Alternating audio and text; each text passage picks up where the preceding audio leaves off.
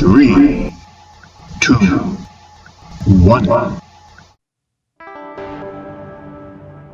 Out here, on the very western edge of Europe, the land feels ancient, it feels raw. The Isle of Lewis, part of the Outer Hebrides of Scotland, is a place shaped by wind and water, where the sky seems bigger and the past feels incredibly close. And it is here, standing proud against the elements on a lonely promontory overlooking Loch Rogue, that you will find them. The Callanish Stones. They are not just a collection of rocks, they are a presence, a silent assembly of giants that have watched the seasons turn for thousands of years. Their grey forms stark against the greens and browns of the peat moorland and the shifting blues of the water and sky. They have a story to tell, a story written not in words but in stone and shadow, alignment and landscape. They call this place Callanays in the Gaelic tongue. The stones themselves are a striking sight, a complex and deliberate arrangement that immediately tells you this was a place of immense importance. At the heart of the site is a circle of 13 tall, slender stones. They are made of Lewisian gneiss, one of the oldest rocks in Britain, flecked with bands of pink and grey. Inside this circle stands a single dominant monolith, the central pillar, standing nearly 5 meters tall. It acts like a marker, a focal point for the entire complex. From this central ring, avenues of smaller stones radiate outwards, creating a shape that looks something like a distorted Celtic cross laid out upon the earth. It is a design that is both elegant and deeply mysterious, drawing you in and making you wonder. The setting is just as important as the stones themselves. This isn't a monument hidden away in a gentle valley. It stands exposed on a low ridge commanding views in every direction. You can see the waters of the loch dotted with small islands and the distant, rolling hills. The weather here is a constant companion. One moment the sun can be glinting off the ancient rock, casting long, sharp shadows, and the next a sea mist can roll in, swallowing the stones whole until they seem to float in a world of grey. This connection to the landscape, to the sky and the sea, is fundamental. The people who built this didn't just place stones on the land. They wove their monument into the very fabric of the world around them. To stand here is to feel the weight of time. It's a feeling that's hard to put into words. You are in the presence of something created by people who lived 5,000 years ago. Their world was unimaginably different from ours. Yet they chose this exact spot. They labored to quarry these massive stones, to drag them here, and to raise them into this precise pattern. Why? What drove them to create such an extraordinary monument in such a remote place? That is the great question of Callanish. It's an enigma that archaeologists have studied for generations, but it's also a mystery that you feel in your bones when you walk among these silent, weathered sentinels on the edge of the world. The story of Callanish begins in an age we can barely comprehend. It belongs to the Neolithic, the New Stone Age. Archaeologists have pieced together a timeline, and it's a story of incredible antiquity. The central monolith, that great stone at the heart of the circle, was likely the first to be erected sometime around 2900 BC. Think about that for a moment. These stones were raised before the first pharaohs built the Great Pyramids of Giza in Egypt. They were ancient before the Roman Empire was even a dream. They have stood here on this windswept Scottish Isle for nearly 5,000 years, witnessing the rise and fall of entire civilizations. They are a direct, physical link to our deepest, most distant ancestors. The main circle of 13 stones and the avenues leading to it were added a few hundred years after the central pillar, perhaps around 2600 BC. This wasn't a project completed in a single burst of activity. It was likely built and modified over generations, a sacred place that was tended to and expanded by the community that used it. We don't know who these people were, not in the sense of knowing their names or their language. We call them Neolithic farmers. They were the first people to cultivate the land and raise livestock in this part of the world. They lived in small communities, their lives governed by the changing of the seasons, the cycles of the sun, and the phases of the moon. What we do know is that building Callanish would have been a monumental undertaking. These people had no metal tools, no wheels, no beasts of burden to help them. They would have used stone hammers, wooden levers, and sheer human muscle. They would have had to quarry these enormous slabs of gneiss, some weighing several tons, and transport them across the rugged landscape. Then came the incredibly difficult task of raising them into a vertical position and securing them in the earth. This was a project that would have required immense cooperation, planning, and a powerful shared belief. It tells us that whatever this place was for, it was absolutely central to their society. Sometime much later, around 1500 BC, during the Bronze Age, it seems the site was altered. A small, chambered tomb was built within the circle, nestled close to the great central stone.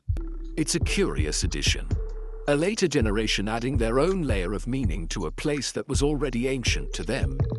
After this, the site seems to have fallen out of use. For centuries, peat began to grow around the base of the stones, a slow, natural process in this damp climate. By the time the site was excavated in the 19th century, the peat had buried the stones up to a depth of 5 feet, hiding their true scale and preserving their foundations for us to find. When people think of stone circles in Britain, one name usually comes to mind: Stonehenge. It is world famous, an icon of ancient Britain, and it is, without a doubt, a masterpiece of prehistoric engineering. But to compare it with Callanish is to compare two very different experiences, two different atmospheres.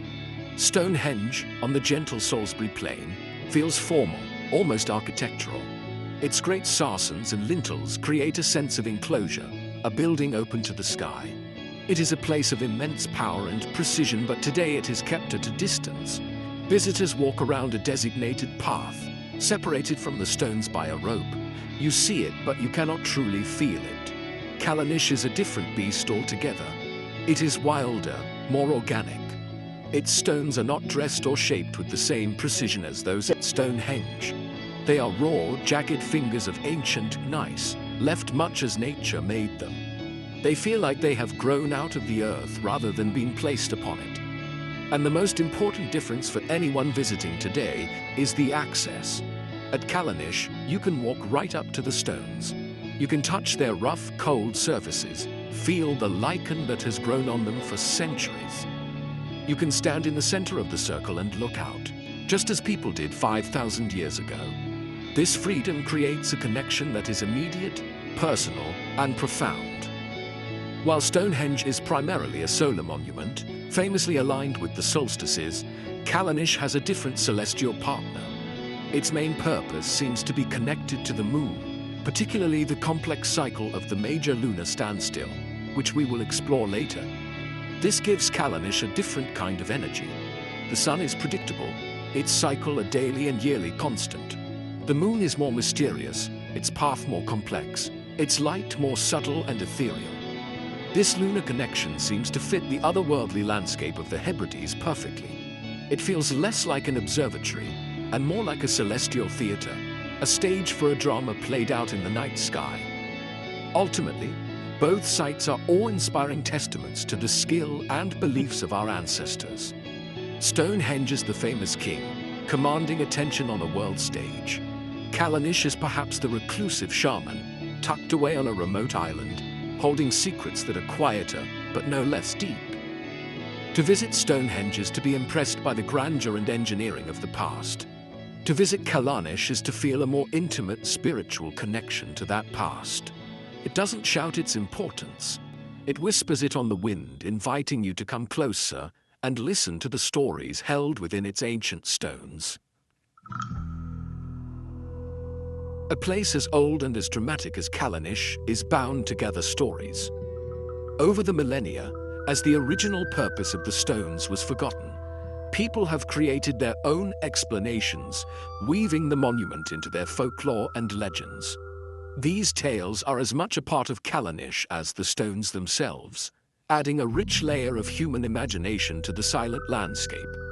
One of the most enduring local legends tells of giants.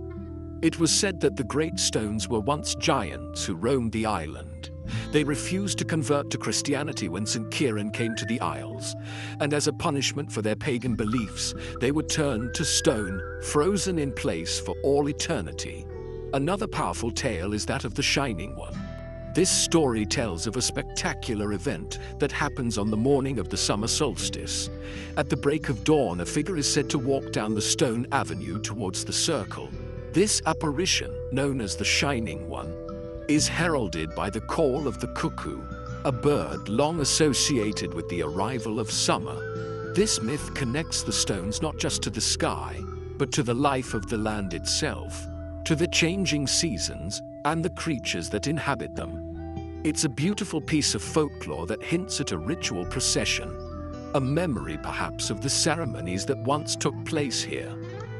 Perhaps the most evocative piece of folklore associated with Callanish is not about the stones themselves, but about the landscape they inhabit. From the vantage point of the stone circle, if you look south, the distant skyline is dominated by a range of hills. The shape of these hills bears an uncanny resemblance to the profile of a woman lying on her back. She is known as Callanish na Mointish, which translates as the Old Woman of the Moors, or more poetically, the Sleeping Goddess. This female form, seemingly resting in the land itself, adds a powerful mythic dimension to the site. The stones in this context become a place of worship or observation, oriented towards this natural Earth Mother figure. These stories, whether of petrified giants, celestial visitors, or a goddess sleeping in the hills, tell us something important. They show how people have always tried to make sense of this incredible monument. When scientific explanations are absent, the human imagination fills the void with poetry and myth. These legends transform the stones from a mere archaeological puzzle into a living part of the cultural landscape.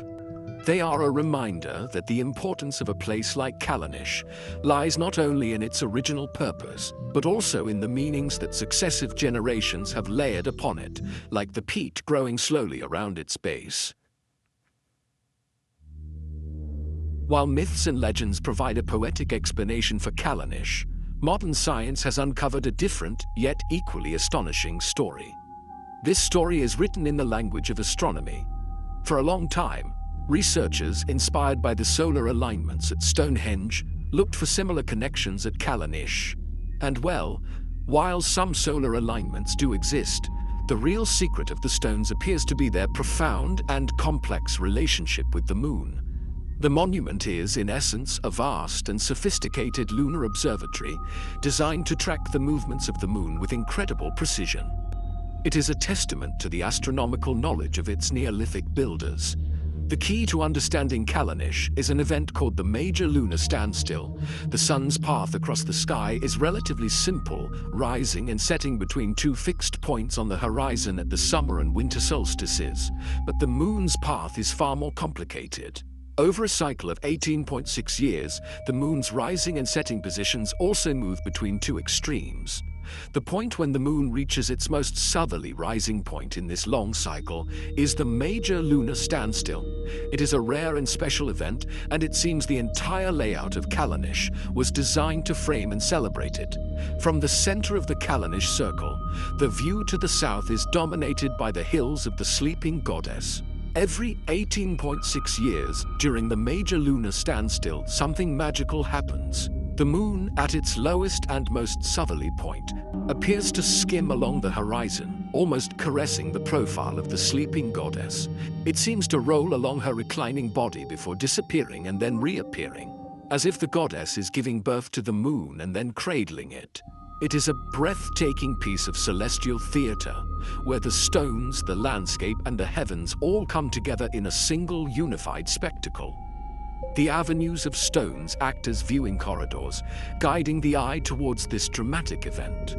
For the Neolithic people who built this event must have held a deep spiritual significance. The cycle of the moon was linked to tides, to seasons, and perhaps to fertility and life itself. To be able to predict and mark this rare lunar event would have been a source of immense power and knowledge. It connected them to the cosmos, reinforcing their understanding of the world and their place within it. It suggests their beliefs were woven into the very rhythms of the universe.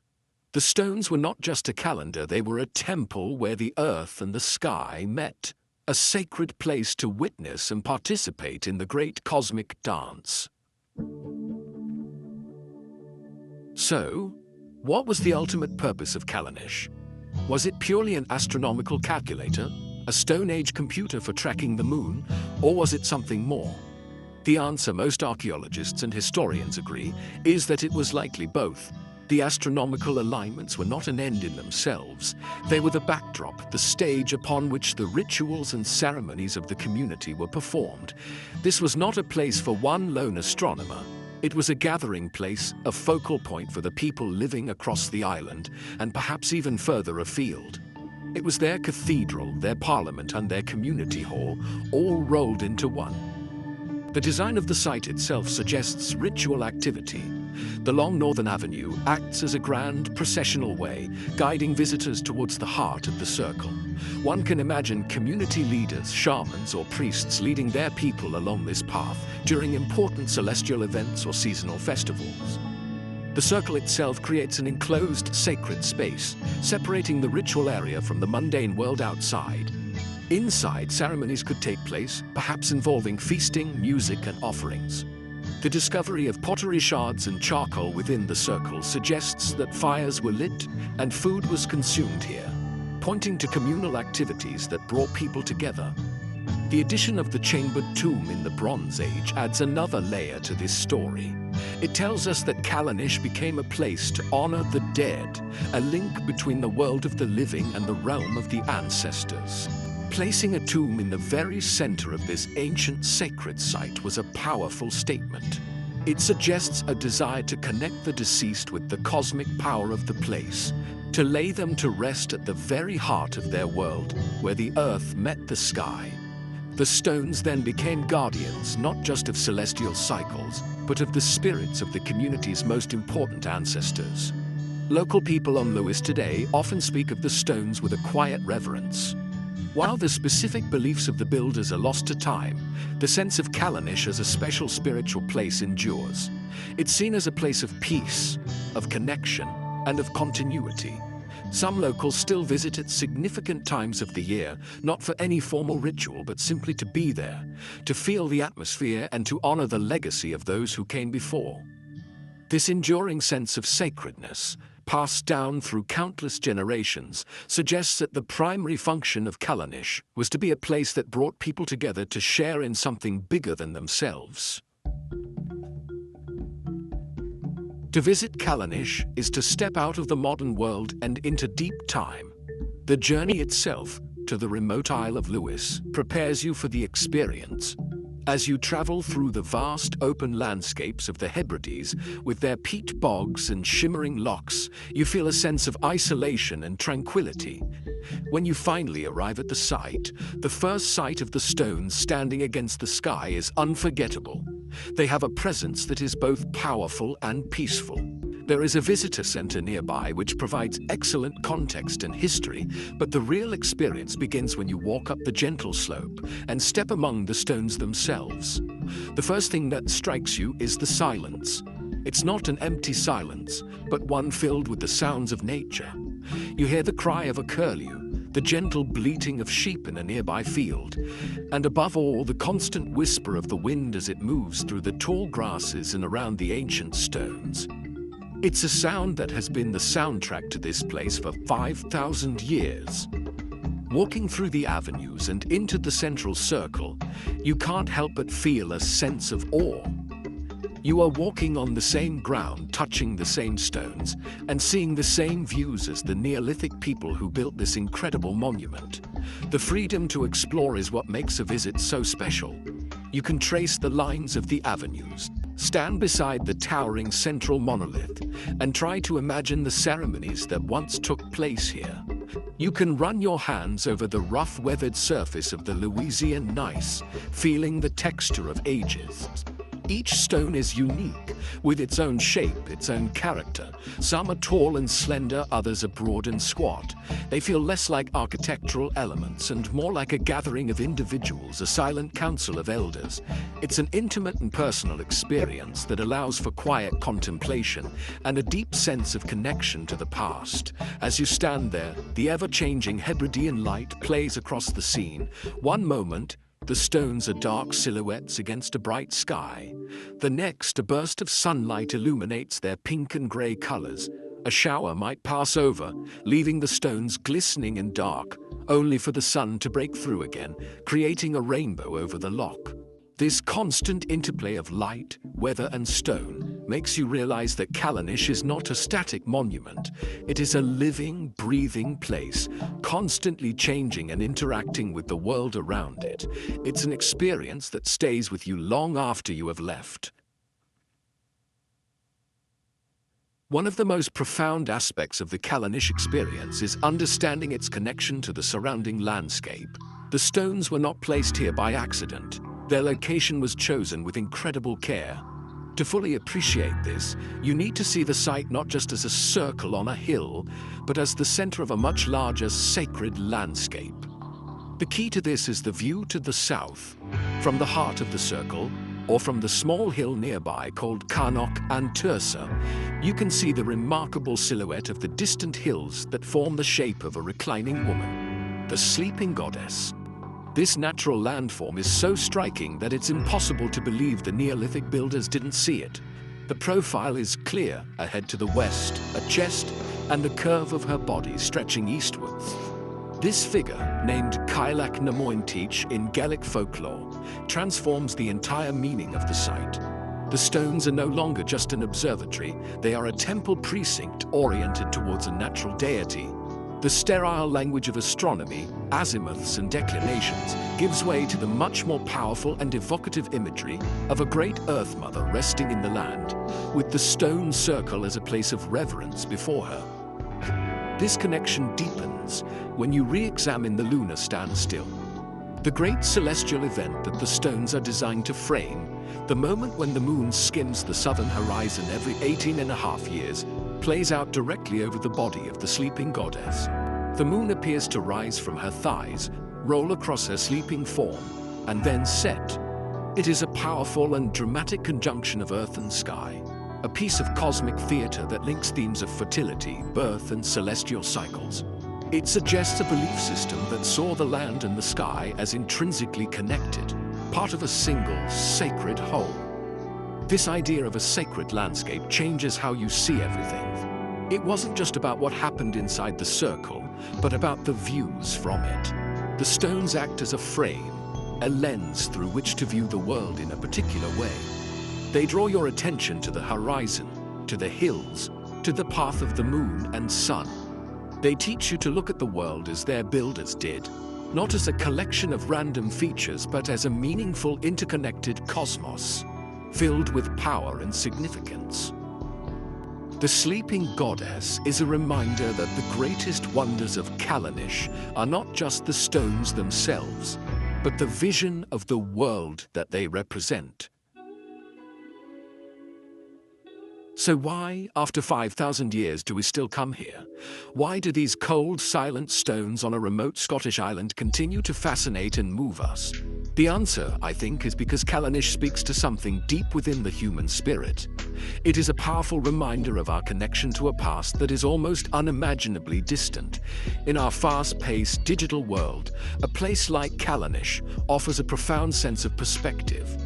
It forces us to slow down, to be quiet, and to contemplate the sheer scale of human history and our own small place within it. The stones are a tangible link to our ancestors, a message in stone sent across the millennia.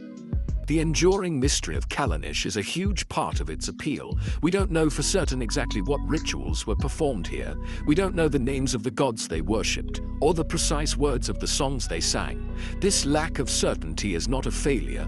It is a gift. It leaves room for wonder, for imagination, and for personal interpretation. The stones become a mirror, reflecting our own questions about life, death, and the cosmos.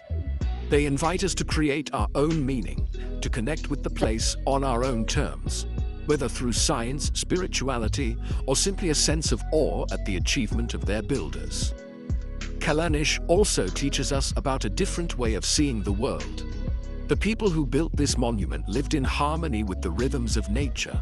They understood the cycles of the sun and the moon, not as abstract scientific facts, but as vital life-giving forces. They saw the sacred in the landscape, in the shape of the hills and the movement of the stars. In an age where we are increasingly disconnected from the natural world, Callanish stands as a powerful testament to a time when humanity saw itself as part of the landscape, not separate from it. It encourages us to look up at the sky and out at the land around us with new eyes. Ultimately, the Callanish stones endure because they are more than just an archaeological site. They are a work of art, a feat of engineering, and a place of deep spiritual power. They are a symbol of what humanity can achieve when driven by a shared belief and a common purpose. They remind us that some things are timeless: the turning of the seasons, the dance of the moon, and our own human need to find our place in the universe and to leave a mark that says we were here. That is the enduring, silent message of the stones on the edge of the world. And it is why they will continue to call to us for centuries to come.